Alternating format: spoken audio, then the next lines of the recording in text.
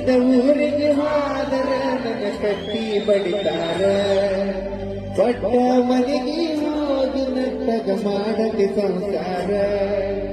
ಹುಟ್ಟಿದ ಊರಿಗೆ ಹೋದರ ನನ್ನ ಕಟ್ಟಿ ಬಡಿತಾರ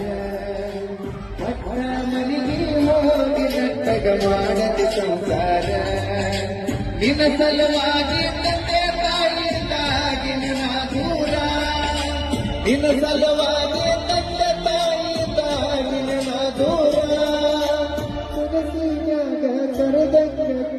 ಆನನ ಗೆಳೆಯಾರ ಆನನ ಗೆಳೆಯಾರ ಹುಟ್ಟಿದ ಊರಿಗೆ